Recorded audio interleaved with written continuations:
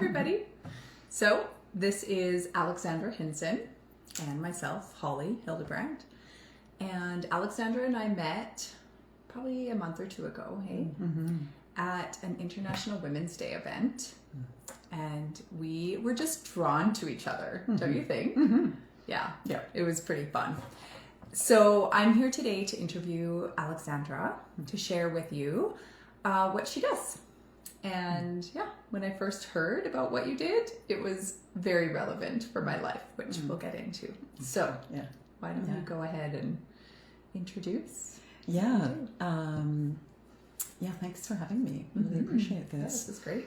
I met Holly too, just as she said, at an event, and immediately, as soon as I walked into the event, I just walked right over to her. So she was actually the first person I met. So there is a resonance there, and so I'm excited about unpacking that today in our conversation, because I think you'll get a chance to see it and why that all happened. It's awesome. Yeah. So why don't you share what it is that you do? Well, first, I think I always like to start with who I am. Okay. And then what I do seems to be a natural follow-through. Okay. And for me, I've been on a lifelong journey of self-exploration and building self-awareness. And that's like trying to understand myself and to become the kind of human that I think the world needs more of. And so it's been, for me, life has been a journey from pain but also beauty. So there's that polar opposite, those dualities, into a more sustainable and even and stable form of emotional regulation. So for me, in my youth, or my early years, there was some trauma. And I think for many people, they experience this as well. And so for me, the journey has been healing from that, but that journey has actually led me to a more expansive sense of myself. As a result of that journey, I've taken what I've learned through the many roles I've played in my life. So my roles have been, so for one thing, I've never married or had children. And so I often see that my world is about supporting people in that way, that I'm kind of taking on the role of a leader or a guide, as a mom, but not being a mother, but as a guide. And so my background has been, I was working with Agriculture Canada. Okay. And so I was hiring summer students. First thing I would do is I would take they were often women. Yeah. And I'd take them under my wing and I would start teaching. I would start mentoring them because I could see what they were reflecting in themselves was a sense of low self-esteem, lack of confidence. In some cases, sometimes others would be very confident. But there would be something that I could see that they needed to strengthen. So as an employer, as a supervisor, as a manager, I would immediately put them into situations that would strengthen their confidence. Yeah. For example, one of my summer students was like her dad was one of the scientists who worked at the research station, and he would never let her rototill the garden. Oh, okay. So the first thing I did was I gave her a rototiller to go out and soil rotate a large field. It wasn't a large field, but it was a field in which he could actually see his office face down on her. Yeah. And she went out and she did that. She came in and she was just like a different woman. It was just like she felt so empowered. Something as simple as that. Yeah. So I think when I look back at my life, I have for decades been mentoring young people and people in general, but mostly young people who are on a journey of personal development, personal growth. Yeah, nice.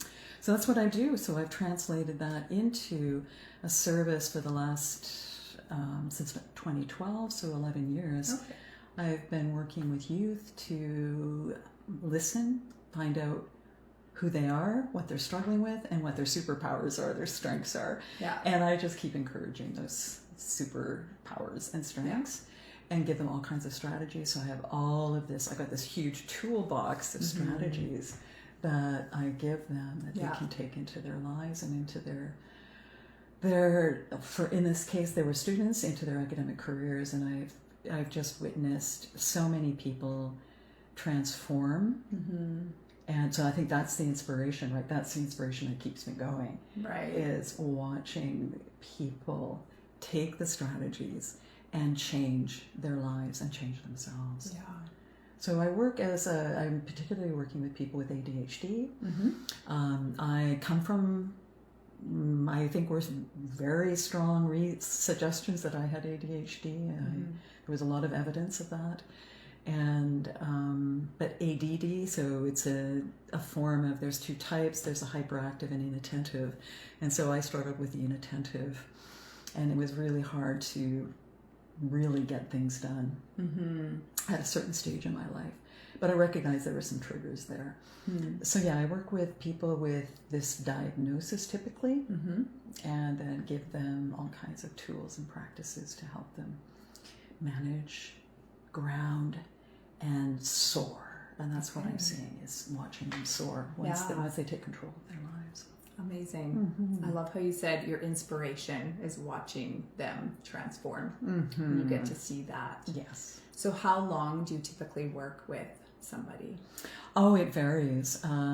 It really, so in the particular case that I'm speaking about, these people are funded by, and this is interesting for people to know, is that if you're a university student, there is funding for an academic strategist. This is what they call me, but I'm moving into another part of my business to actually support entrepreneurs and professionals out of pocket. Now, there is a difference there. When people pay out of pocket, there is more buy-in and more commitment. Right. In general. In my case, I'm watching students, actually, many of them are very committed, some may not be.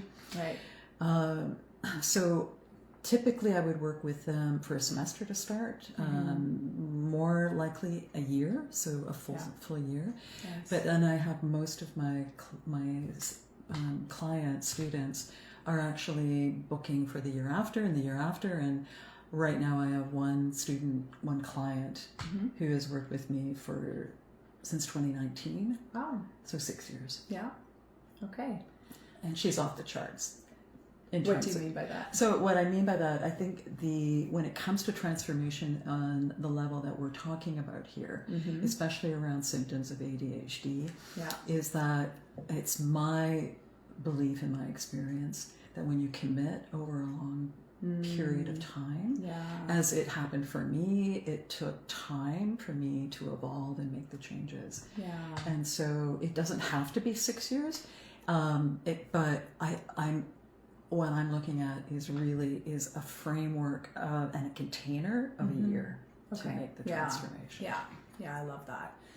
So I'm hearing that you work with students, and then also you're kind of shifting a little bit and offering for people like me who are, entrepreneurs. Yeah. I would say I'm self-diagnosed ADHD, but that was something that came up really quick when you and I first met, was kind of some humor around it. Yes. Yeah. For myself, I do use humor a lot, especially with my ADHD, which, to be honest, it masks what's really underneath. Because if I'm honest with myself, it's not always funny. And now that I'm, shifting what I'm doing with my time and seeing how immature I am in these skills, just basic skills, like running a business and learning how to communicate clearly so people actually understand my intention, and wondering how much of this is just my immaturity because I haven't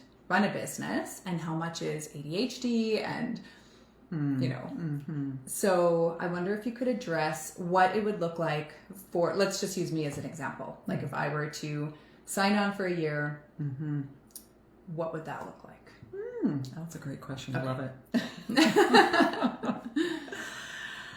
Well, yeah, one of the strengths of people who have this diagnosis is they're highly creative and typically more on the open spectrum. Typically, What do you mean by open? Open means that they are receptive to different ideas. Very curious, so curiosity is high. Yeah. And I would also say that there is a willingness to try new things. Mm-hmm. So the first thing that I do when I'm meeting somebody like you, you know, is first of all, it's important to really make that connection. Secondly, it's about how I approach this is recognizing that the symptoms are often triggered by our environment. So I first kind of uncover that. So I really just want to really start unearthing what's underneath it, right? So start with the physical. It's the simplest. It's actually the easiest. Right, yeah. Right? It's straightforward. I can ask you a couple of questions. I can ask you, okay, do you have troubles with your digestion? Right. Then we know, and often ADHD is associated with inflammation. Mm-hmm. So first thing I'm going to do is make a recommendation of a diet to reduce inflammation. So looking at what are the triggers for that. Is it gluten sensitivity? Is it dairy? Is it whatever? Let me use an example. I had one client who, Shali, she was drinking pop all the time. So she'd drink pop instead of water. Yeah.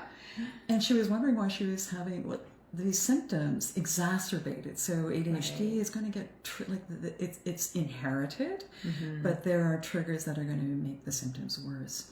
I recommended she start drinking water only with lemon and salt. Yeah. And she started drinking next week. The week later, she comes back and she's like, oh my God, like I'm more productive, I'm more focused, I'm regulating myself more effectively. Amazing. Wow. And it was as simple as eliminating sugar. Big one, because the sugar is associated with inflammation. Yeah. So that's how I would first start working with you. And then we start looking at, I tend to deep dive with people. So I'm just going to start asking questions and finding out what is at the root. Yeah. And so, meaning we've addressed the physical root, but what might be another mindset root, a belief. So a limiting belief about yourself. Okay. And often it goes back to childhood. It could be even a school system where you were shamed in a classroom, which then would affect your belief about your ability to learn. Okay. And your confidence in trying something new, such as a business. Yeah. So then we would uncover that. Okay. And then I would start using mindset strategies to turn all of that upside down. So just to let people know, my background really and my love is yoga. And when I mean yoga, it's really about building self-awareness. So I help you build the self-awareness around this. So you're able to start catching the thinking that is limiting you. Yeah. And then we give you a strategy to turn that upside down. I might even give you, if you happen to be a yoga practitioner, I would give you the headstand. Turn it all upside down. Yeah. And reflect. Yeah. And so we would just keep working. So as, in my practice, it's really important for me to support you in those changes. So those regular meetings, those accountability meetings really help you to move past this really profound limiting belief. And I would add that one of the most debilitating, and I that might be a strong term, but it's the belief that one needs to be perfect because through the life of an individual who has ADHD, they've often felt different and less than. And so as a result, there is an overcompensation. So they're compensating for that not fitting in with perfectionism. Right. For women, I call this the mask of perfection. Yeah. And it's what limits us to this inauthentic way of being. And it's a lot about hiding behind the mask. Right. Right. It's a lot about suppressing and not allowing ourselves to feel and be real. So it's so what I do in my practice is I really focus on, okay, let's get real here.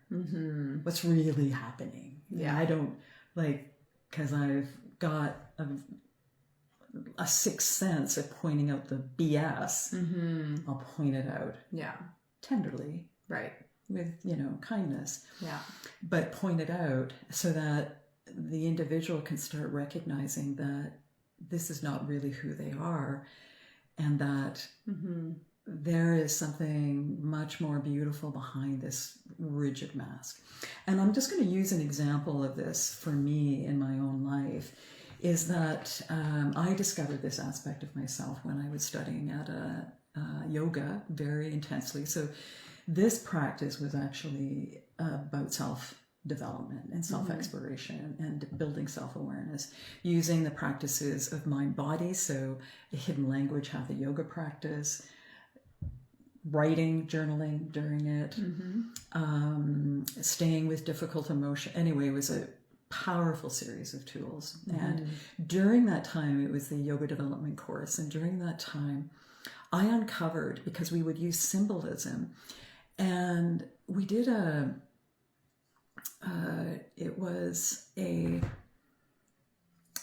what we would do is look at, there was a table built with all of these objects, and you'd walk into the room, walk around the table, and look and see what object came forward. Yeah. And the object for me were these Russian dolls. Okay. So I took the symbol and unpacked it. And so this is another tool I use when I work with my clients. Yeah. Is symbolism. Yeah. But also dream analysis, because our dreams are also giving us clues as to what the challenges and the limitations are in our daily lives.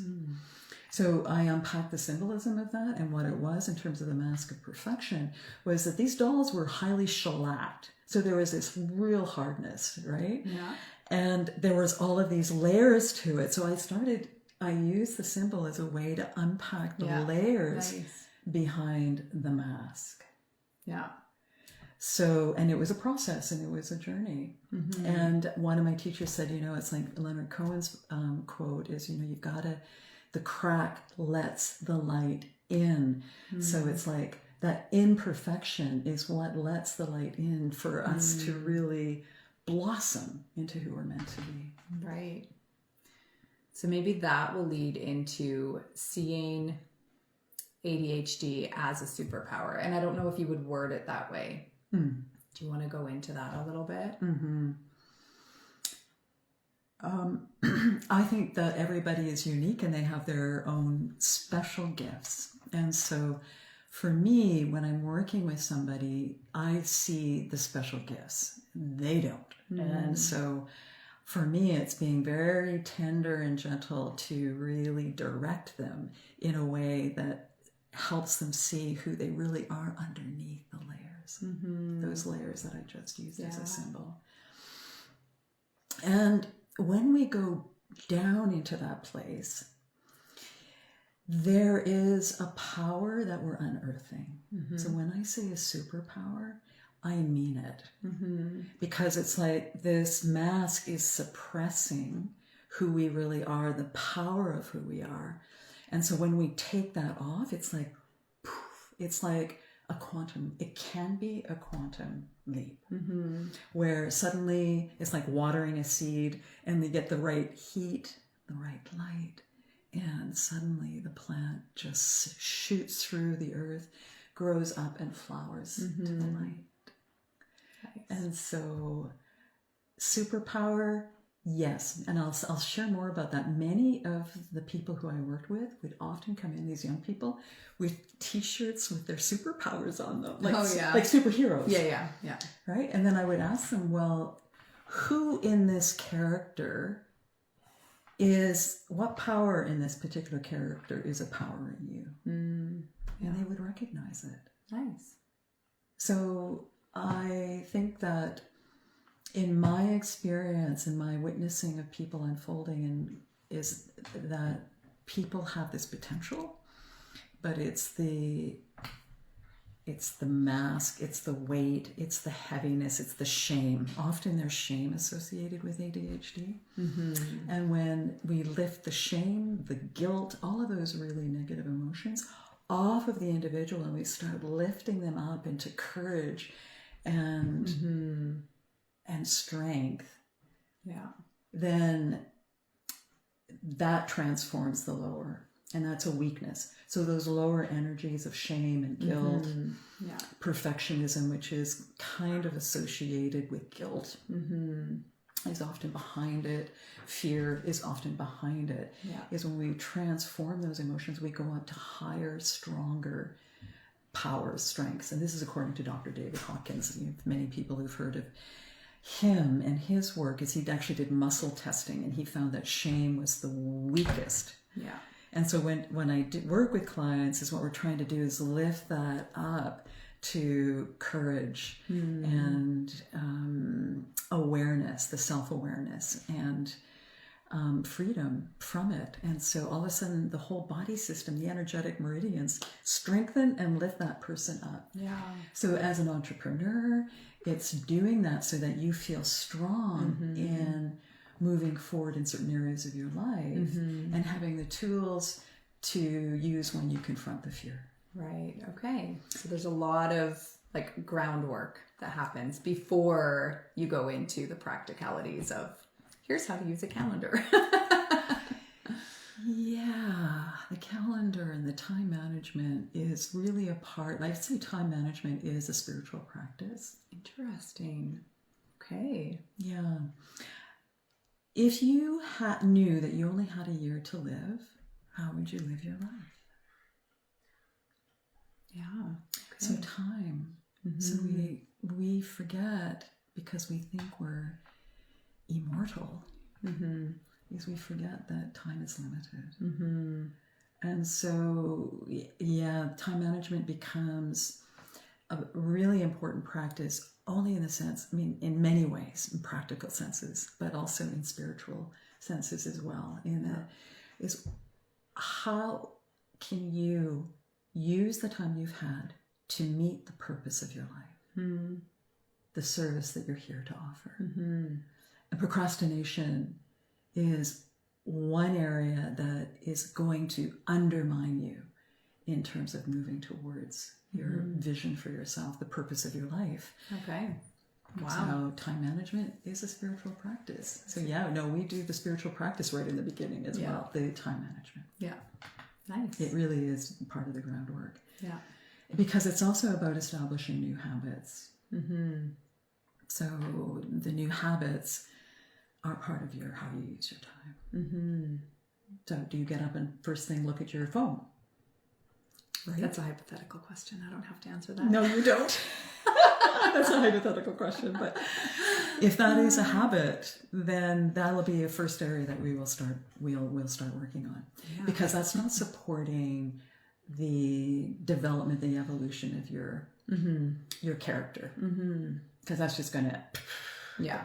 The phone, all of the social media and everything, I think is designed to pull us down into the lower realms of shame and guilt and Comparison. fear, like the whole comparative thing. Yeah. Yeah. Nice. Yeah. So not a particularly good way to start the day. So now I have one of my clients who her first thing was to start looking at her phone. Now she starts her day with meditation. Nice. And I think that we have to come to the point where we decide that on our own. Yeah. Do you see that with your clients where they're willing to do it because they see the logic behind it? They hear from you like why it's not a good way to start their day. But then do you see the transformation where you know that they're doing it for themselves because they really understand the vision? Usually what I hear is that I ask them to bring something to the session. Okay. And so they know they have a habit. So I think it's first the awareness. Right. Number one. That's huge. Right? I'm aware that checking my phone first thing in the morning is not a helpful way to start my day and put me into a place of momentum. It actually pulls me back. Yeah. So it actually pulls me down. I actually feel depressed. So why would you, so if you knew that something was hurting you, why would you continue doing it? And so that's what, so it really is their self-awareness. Right. They come in and say, this is not good for me. Yeah. That's the place where change happens. I love that. It's funny because I had some questions prepared and do still want to touch on some of those, but I love that we're going somewhere I didn't expect. Yes. And it's so like, Yeah. I don't know, I just see that as like working on the roots so that the plant can grow to its potential. Yeah. So I really appreciate all of your answers. They're so good. Yeah. Thank you. So I'm going to ask you a couple practical questions now, if that's okay. Absolutely. So I have lots of people in my life, myself included, who deal with ADHD in families. And one of the things that comes up a lot with conversations I have is how it affects the family unit. Oh. Yeah. So let's go there. Okay. Yeah. I love this question because I right now I'm working with a young 16-year-old and her mom. Okay. Both of them. Because it is when you're addressing children or teens with ADHD, many parents come to me and they want me to work with their children alone. And I say, no, it's not just the child. Yeah. It's the family system. Yeah. And it was so interesting, the timeliness of this question as I was listening to Zach Bush, who is this kind of guru, doctor, spiritualist. Yeah. And he was talking about, and this is my sense as well, is that ADD, people with ADD or young people with ADD are highly sensitive to their environment. They're taking in so much information. And so they are so aware of what's happening in the family unit that they can sometimes take on the issues of the parents. Okay.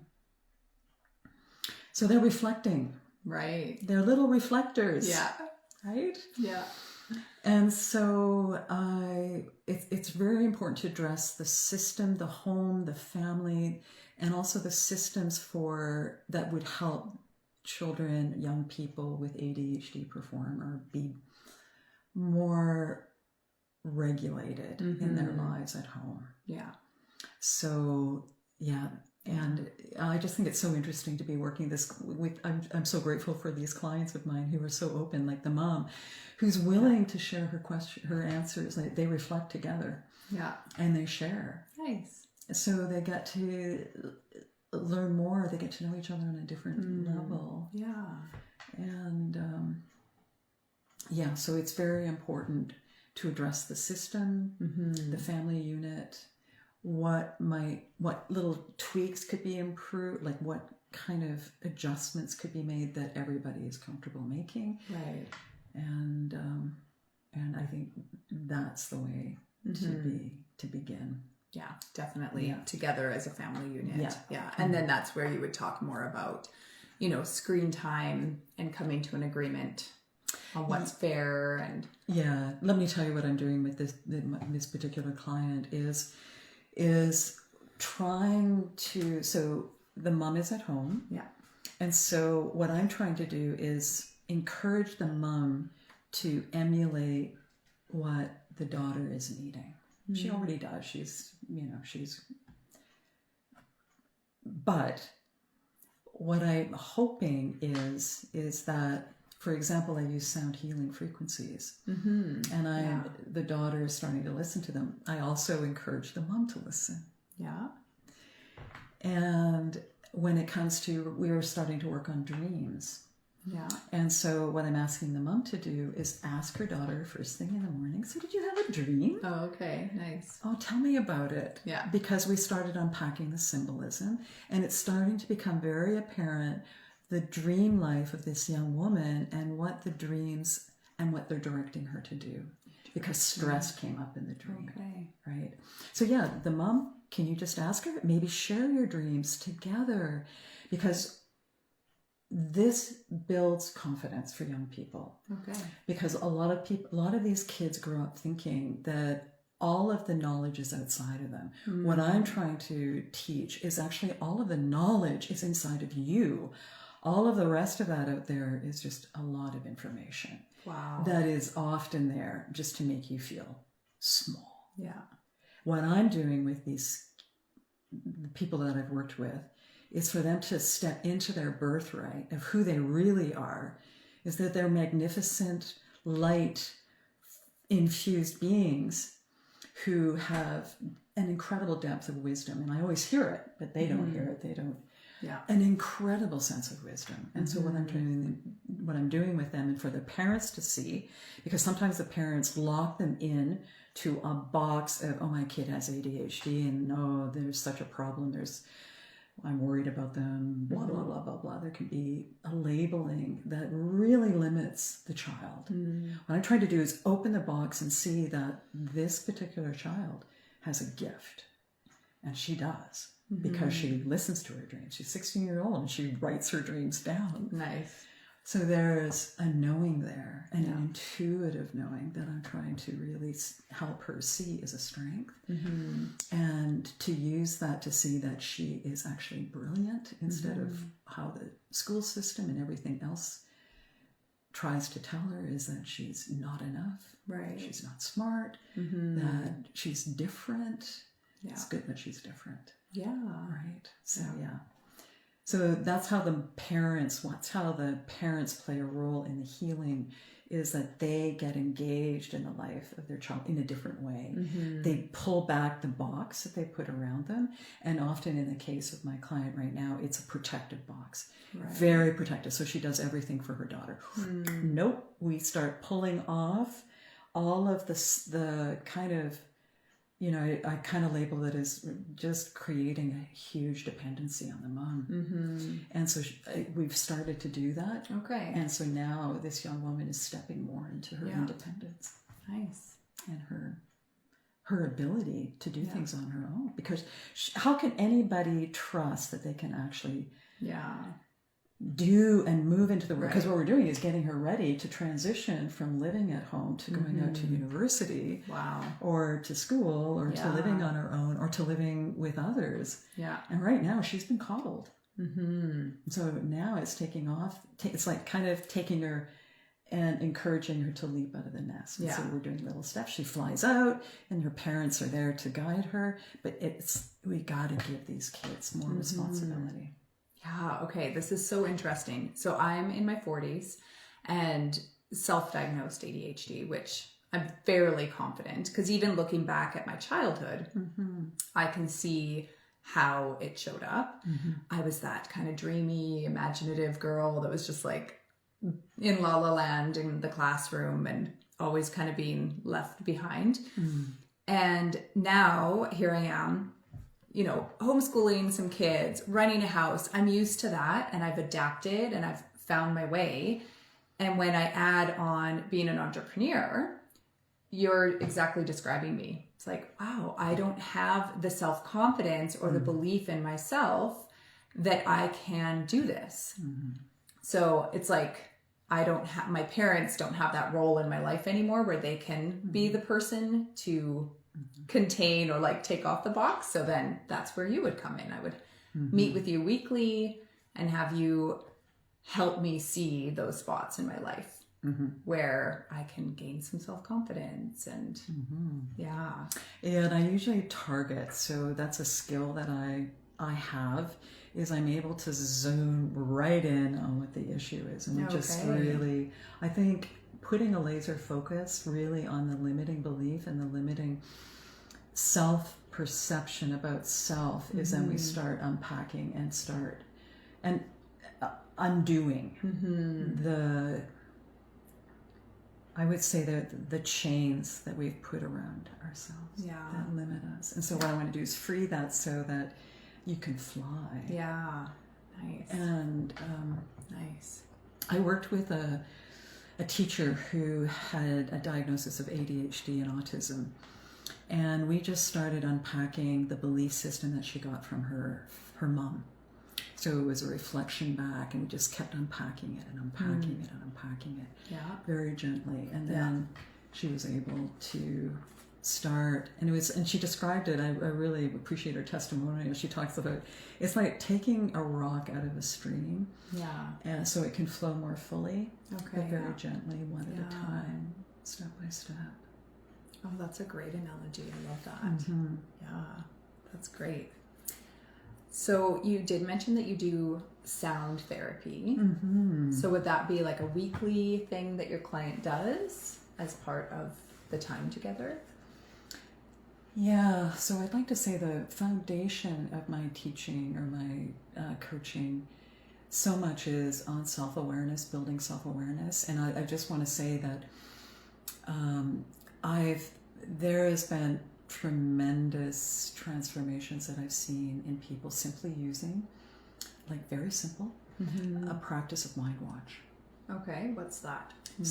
Mind watch, I had two men who I was coaching in university who had social anxiety, and their ADHD was keeping them stuck in C's in their grades, like really holding them back. Yeah. And we started doing a 5-minute mind watch, so it's sitting quietly and listening to the thoughts. Okay. And then writing them down. Yeah. And then watching again and writing down. Yeah. And in my practice, I've done this for 2 hours. Wow. And you want to talk about a transformation happening fast. Wow. And it did for them, because they took this like a dog to a bone, right? They were so committed to this practice that my one client who had social anxiety had a girlfriend in a month. Wow. Amazing. Were they skeptical at first? Did they not want to do it? This is the openness that I experience with people with ADHD. Okay. Interesting. Is that they were so open. Okay. And the reason being is one of my clients, his mom was, she was a yogi, and he'd grown up in these, these different practices that many people kind of think is, well, I don't know. I think that mindfulness is actually becoming more and more mainstream. But, and the other one was just so open. He was a scientist, so he was curious. And so I made it, okay, let's do an experiment. So, you just frame it in the right way according to their temperament. Right. And he just went with it. Yeah. And then my other client who used it, his grades went up from C's to A's. Yeah. And he ended up doing an honors thesis. Wow. And he graduated, with honors. That's amazing. And he said, most importantly, that his relationships improved. So his communication ability was stronger. Right.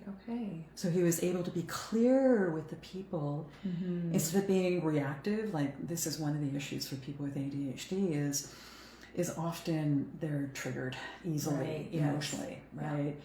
Yeah. Anger, sadness, ups and downs, mood swings. And this is what, I was just so sensitive to my environment. It's just about a sensitivity to the environment that you're just picking up on so much. There's just so much to take in that the nervous system gets overstimulated. Yeah.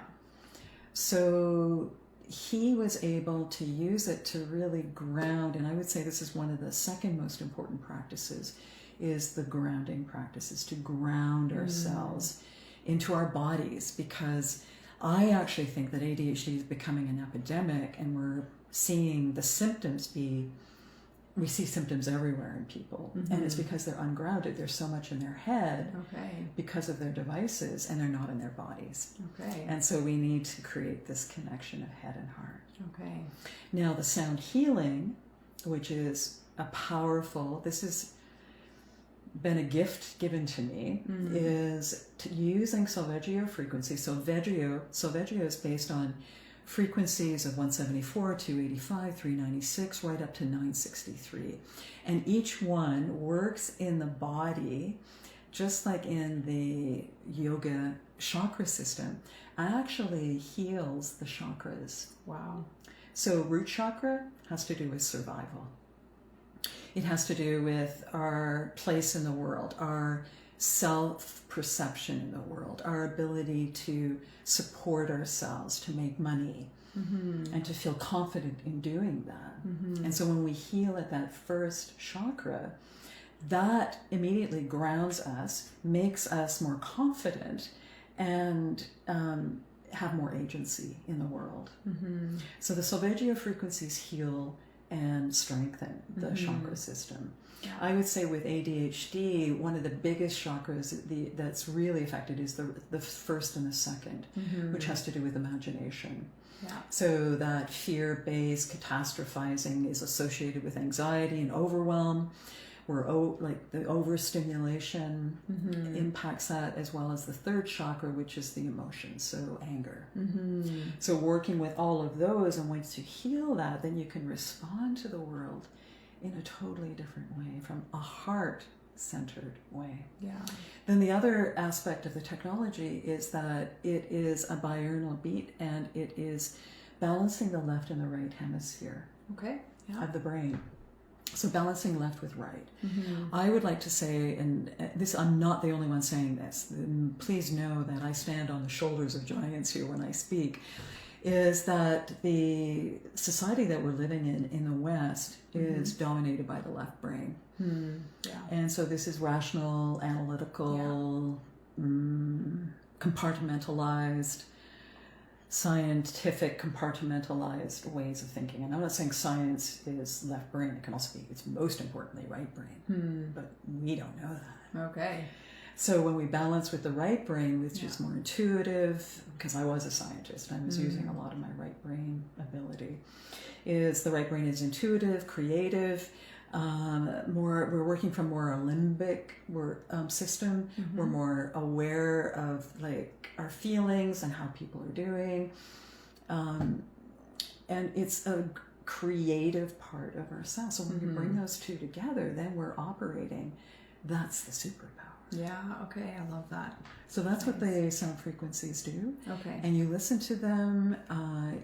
When you work with me, you have access to them to listen to them daily for 15 minutes if you want.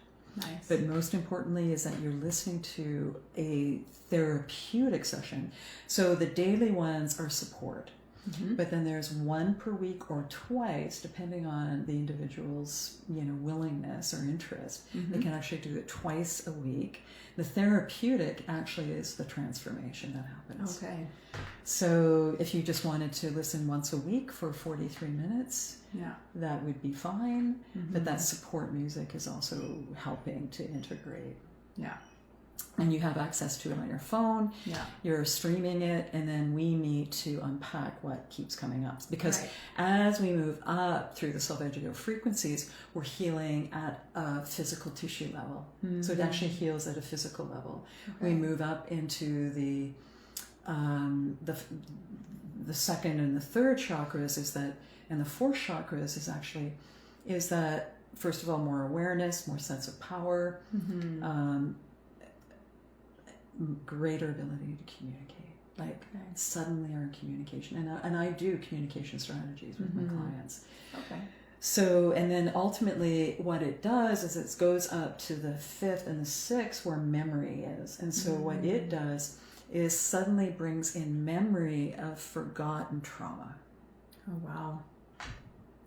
This is the groundbreaking technology. This is really where this is the transformative ability. Yeah. Is for it to open up very gently, and having the support of a coach, open up a trauma and reveal it and heal it. And so by doing that, that's where the symptoms start. That's where we get that major shift. Yeah. Because we've released the trauma, we're starting to listen to our emotions, we're starting to listen to ourselves. And by doing that, we're not... So ADHD is about just what you experienced as a child, and it's exactly what I experienced. I would dissociate. Yeah. That whole fantasy, like La La Land, it's like we're just dissociating because our emotions were not valued and listened to in our childhood. Okay. Interesting. So suddenly we start to parent ourselves, where before we were in a position of repressing just like our parents did to us. You see what I'm saying? Yeah. So suddenly with the AirDear technology, it's like there it is. Then you bring it to me and we go, okay, so what's the strategy? What do we need to do here to help you? So we talk a little about self-care. If you, in fact, maybe need to see a counselor or a therapist, we'd encourage that. But mostly it is to support you through this journey of that awareness where you start parenting yourself and you recognize that this little child has been put into a closet and the door shut. Yeah. Of that wounded child, right? Because we didn't want to deal with it. And that's really, I see the ADHD is all of the busyness is to avoid those difficult symptoms or those difficult feelings. Yeah. And when we start dealing with it, Mm-hmm. then there's no reason to have all the distractions, and we can be more present in our bodies. Wow. That's awesome. This is all very close to me and my experience. As I'm listening, I'm like, oh wow. Yeah, and mine too. Yeah. Interesting.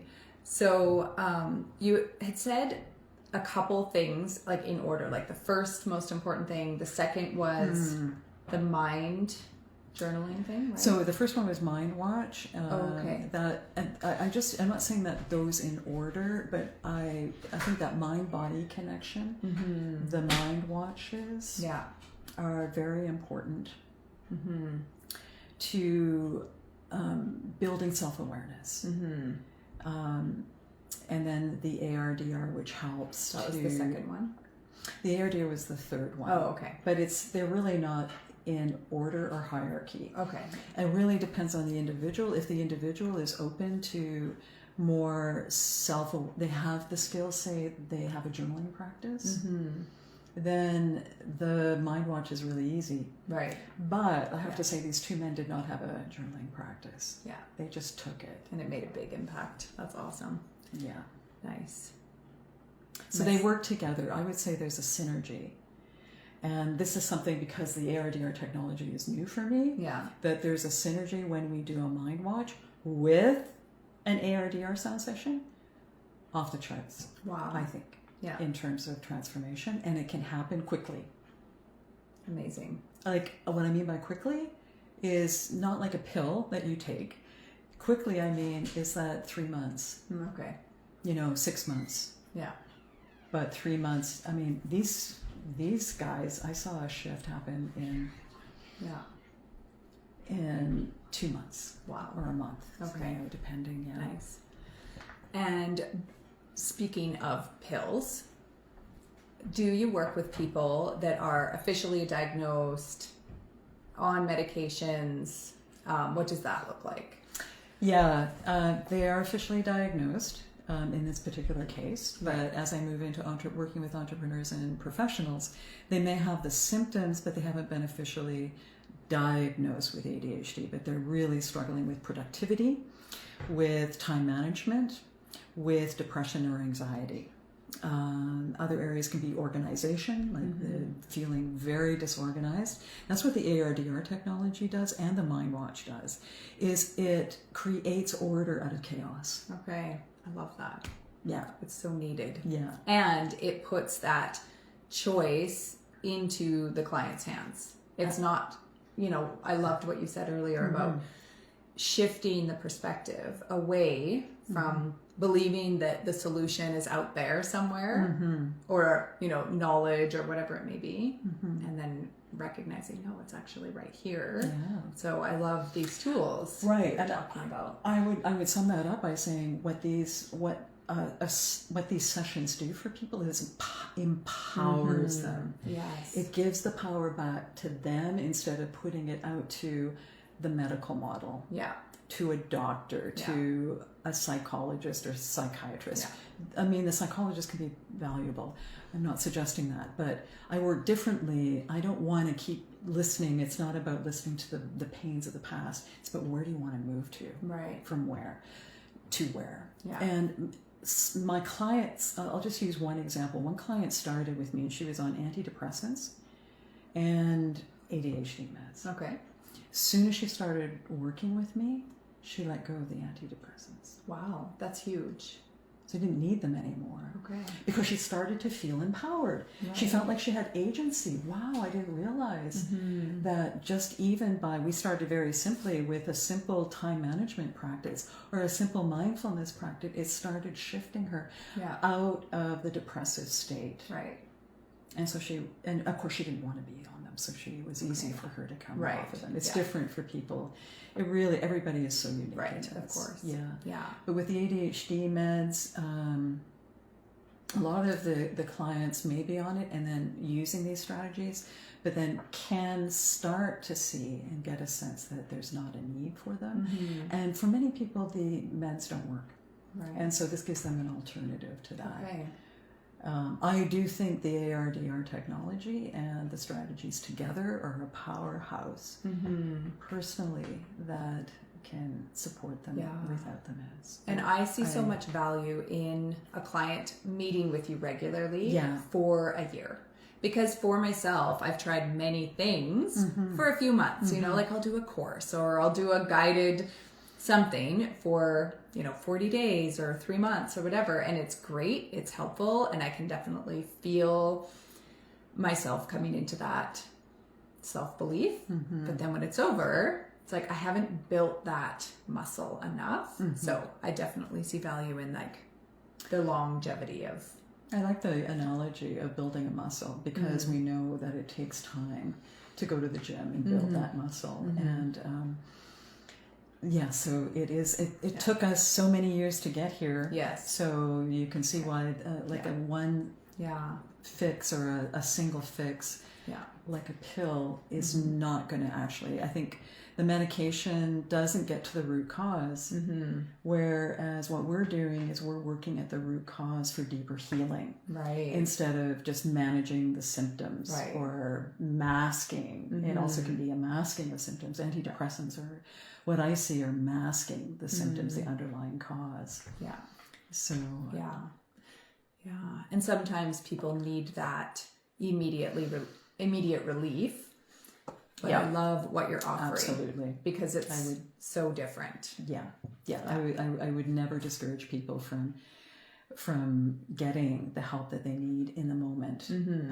But I do think having an additional lifestyle, first of all, lifestyle and these transformative strategies to make change at a deeper level, and that's sustainable. This is the big thing. Right? Yes. It's like, this is over the long term. If you're not interested in just short term, I want to get through this semester. This is about long-term strategies. So all of these tools that they're given, they can use throughout their lives and make deeper change. And they become such an example to all of their friends, their family around them, because of the changes that they've made. And they inspire others. So they become the change. That's amazing. And then they can reflect that in the world. And create the world. This is the big thing, is about having the agency to create the world and the life you want to create. You're not a victim. This is a big key right now, especially. Is, and ADHD is really right at that root chakra, is fear and victimization. And when we get out of the victim mode, which looks for solutions outside of ourselves, oh, poor me, I need this, I need, I'm not saying not having a coach, but a coach is about taking responsibility. You start taking responsibility. But it's about taking that power and making the change. So you strengthen at the root instead of giving your power away to that which is outside of you. And when you're working with me, it's about giving the power back to you. And I would offer to a lot of people I know will watch this to, change that language however you need to for your own belief system. Because, like the chakra system might not make a lot of sense to some people, but you can translate that however you need to. Well, I could translate that maybe more into common language. It's really the mind. So we can see that there's a universal mind. We know that we all have, I think if you look around, everybody has fears about money. Well, not everybody. But actually, I think even very wealthy people do. That's a universal trait. Okay. And that would be an example of a part of the mind that is related to issues that we associate with a level of consciousness. And so what we're trying to do is that level of consciousness I'm describing as a chakra. It's an energy point it's an energetic system in the mind. And so what we're doing is taking that belief, that energetic belief, we know that we can actually transform that into a much more expansive view that gives us a sense of security in the world. Mm-hmm. A lot of people with ADHD come from unstable homes, or there's a sense of insecurity. Yeah. So when we rebuild that sense of security of self, then that part of our minds heal Yeah. as well. I'm not sure if that... It's so foundational. Eh? Yeah. Yeah. So if we look at it like at the root chakra, it's survival. At, you know, as we move up that level of consciousness, we keep going higher and higher and higher. Those first 3 levels of consciousness are our animal nature. Mm-hmm. And then we move beyond that into our human nature, the heart and the throat. And then we move into the higher nature of our, because we all can identify with this, right? When we're touched by somebody, we love, you know, that heart-centered feel. And then we can move to a higher, the spirit. Okay, thanks for breaking that down a bit more. So we started by talking about how the physical is where you start with your clients. And I wanted to kind of go back to that because that was one of the things that brought us together. Like when we were drawn to each other, you came and you were like, oh, what are you doing at this event? Yeah. And I talked about brain health quite a bit. And then you were like, what?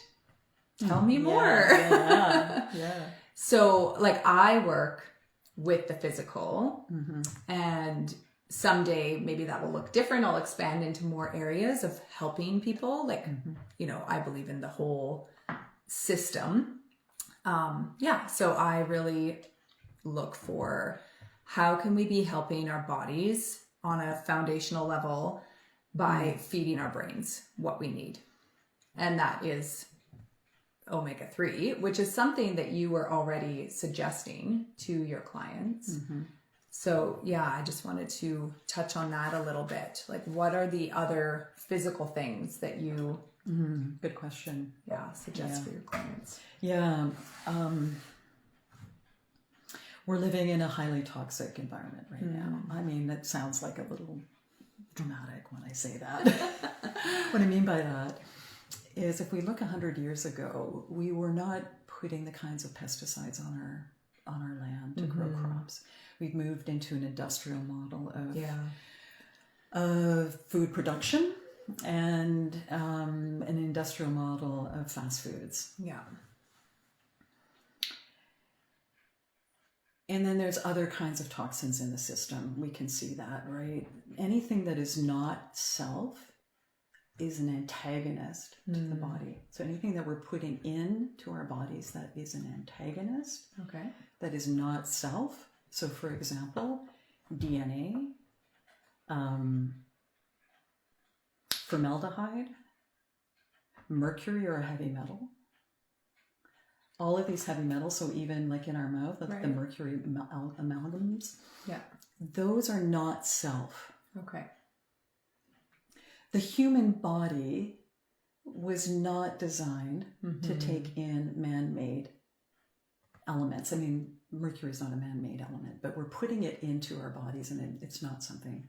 So we know that mercury has an impact on the brain development. It's associated with all kinds of issues, autism, and ADHD. So what I address is so first of all, it's education. And then number 2, knowing that there are so many things that we can add to our diet that are going to support our brain health. But our body health. So we're not isolated. This is part of the scientific paradigm, is that, and the left brain is that we put things into compartments and they're separate, right?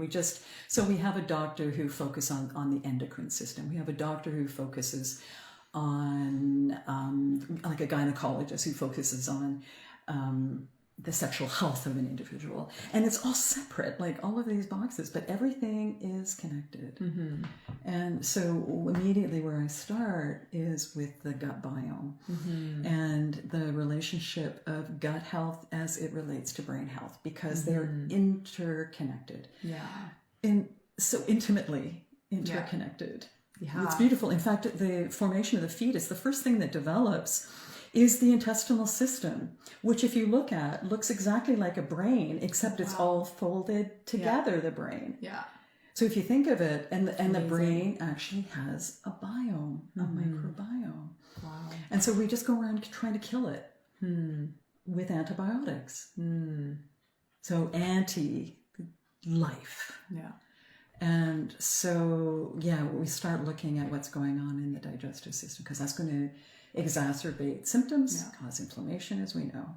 And part of that is the use of, let me go back. In terms of industrial foods, are rich in omega-6s. So those are, now I always forget the saturated or unsaturated. Can you remind me? So omega-6s cause inflammation. Yeah.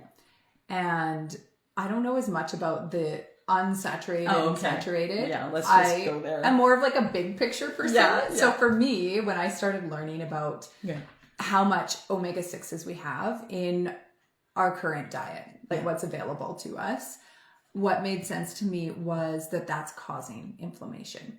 And we don't get as much omega-3 in our diet. Some people, maybe they do, but I measured out fish a couple weeks ago, because fish is one of the easiest ways of getting omega-3. And it was quite a bit of fish. I wouldn't actually want to eat that much every day. And I really enjoy salmon. So, and then other people who don't eat fish, who are getting that source from walnuts or greens or flax, that would be a lot that they would need to consume to bring that omega-3 up to where it needs to be, so that the anti-inflammatory properties of the omega-3 are balancing out the omega-6. And then, of course, we lower the omega-6 as we can, right? With, again, awareness and education, which is empowering for a person. And that's a huge thing for me, realizing, this is test-based omega-3 that we do. And it was very empowering for me to get my test results and see, wow, I am making this choice to change my test results 4 months from now.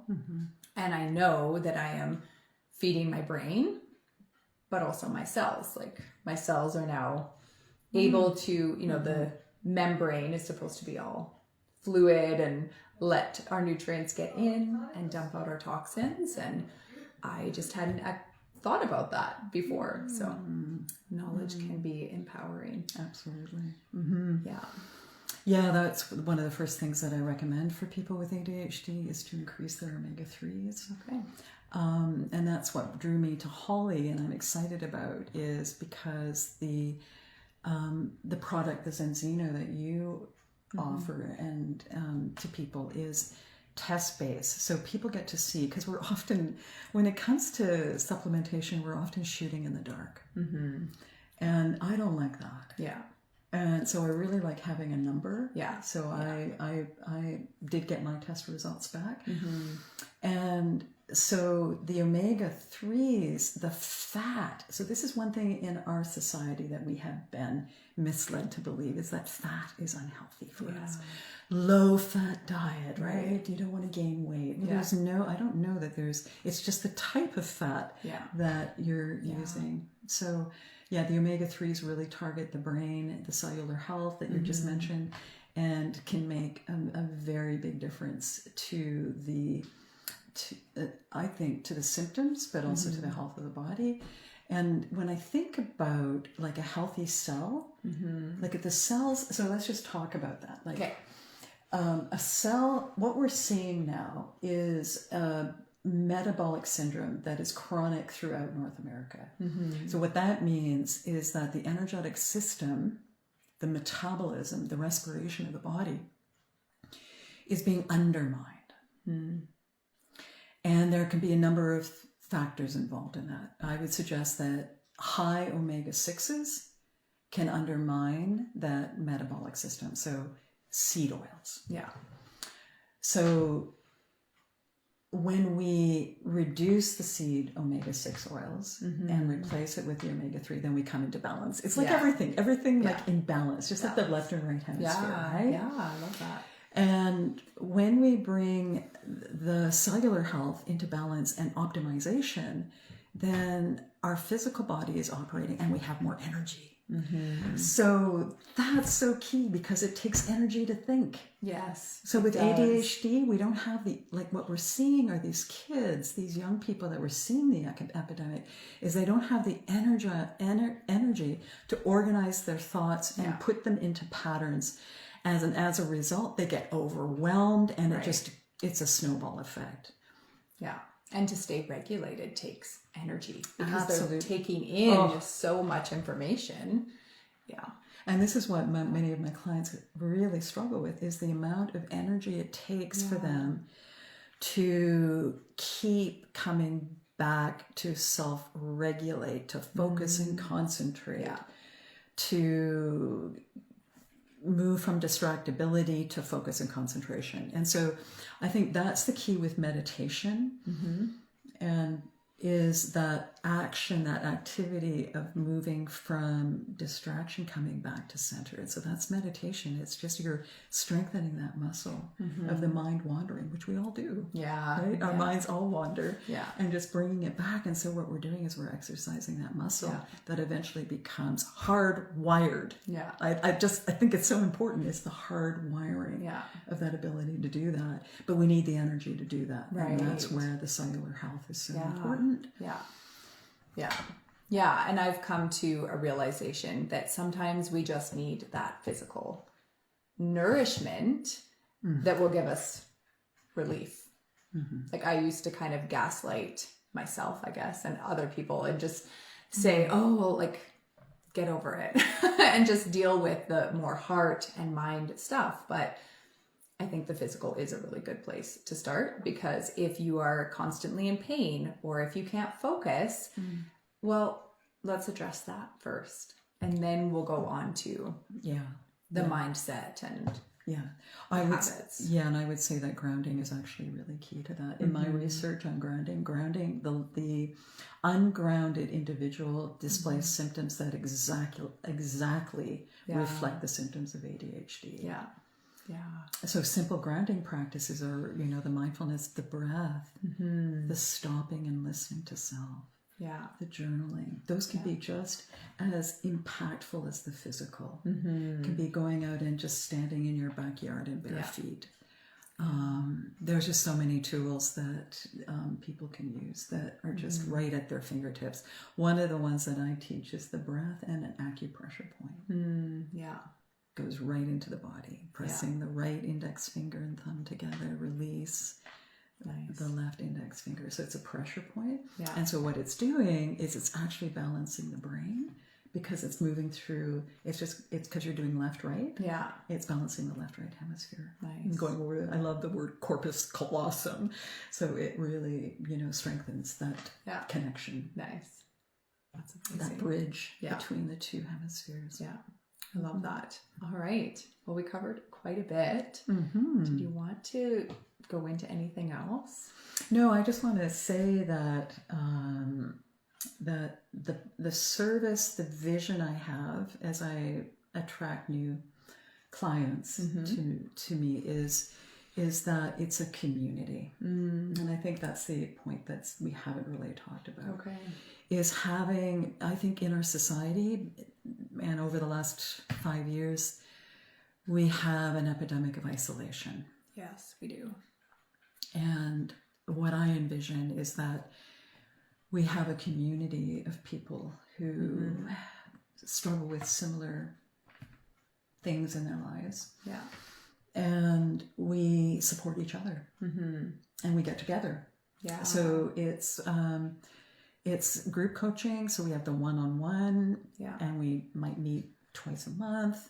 Really is up to the individual. And then we have the group coaching. There's the education, workshops, inviting speakers, and actually meeting in person quarterly.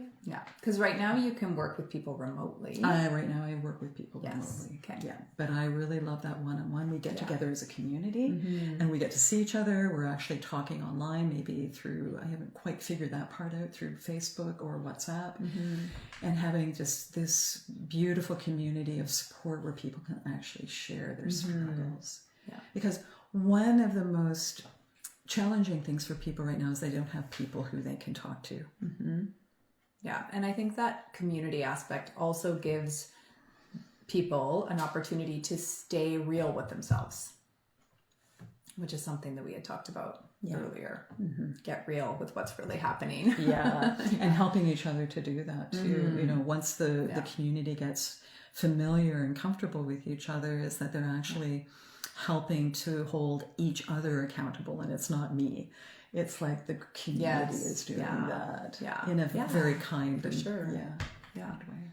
That's so good. I love that element to it. Yeah, that's so key. Yeah. Nice. So.